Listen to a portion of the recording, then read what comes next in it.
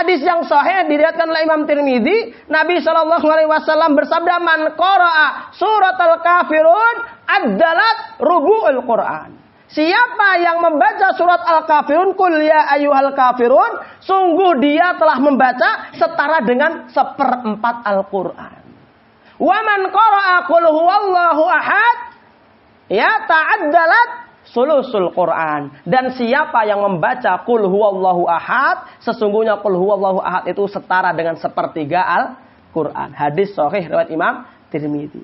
Jadi keutamaan surat Al-Kafirun luar biasa, ikhwafillah. Jadi ketika kita membaca Al-Kafirun, itu secara tidak langsung kita mendapatkan fadilah membaca 1/4 Al-Quran.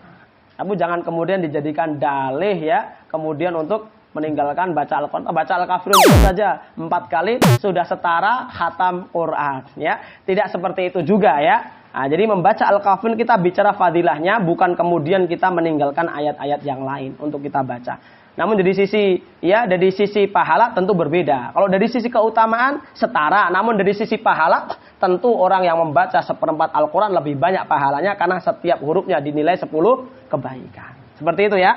Baik. Kemudian keutamaan daripada surat Al-Kafirun yang kedua adalah surat yang paling sering dan paling banyak dibaca oleh Rasulullah. Jadi termasuk surat kegemarannya Rasulullah ini.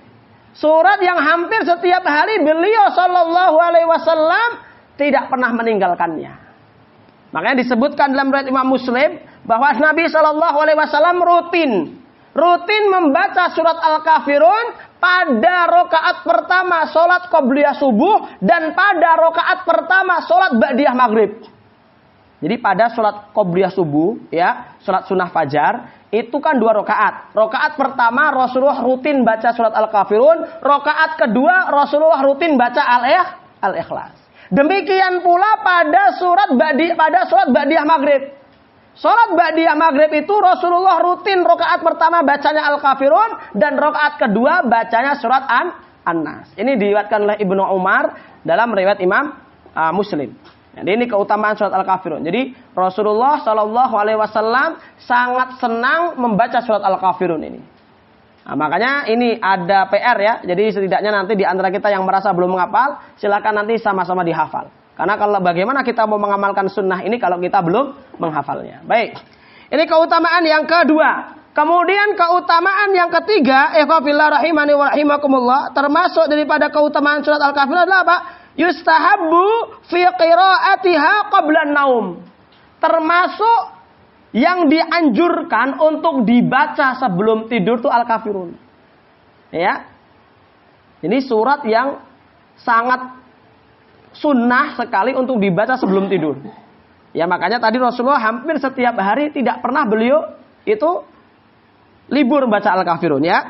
Baik, di sini diriwayatkan oleh siapa? Imam Ahmad rahimahullah. Ya, disebutkan haitsu anna ahadus sahabah an-nabi sallallahu alaihi wasallam ya ata ilaihi ayyu'allimahu syai'an yaqra'uhu ida awali firashihi, bahwa disebutkan suatu ketika ada salah seorang sahabat Nabi sallallahu alaihi wasallam yang datang kepada beliau meminta kepada beliau untuk diajarkan sebuah kata-kata yang harus dibaca sebelum dia tidur.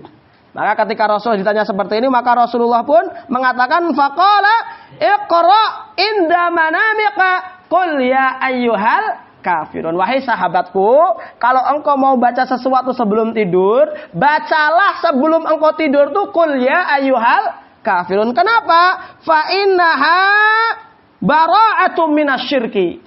Sesungguhnya ketika engkau membaca surat Al-Kafirun sebelum engkau tidur, itu akan menjadi salah satu sebab engkau terjaga, terlepas dari kesyirikan.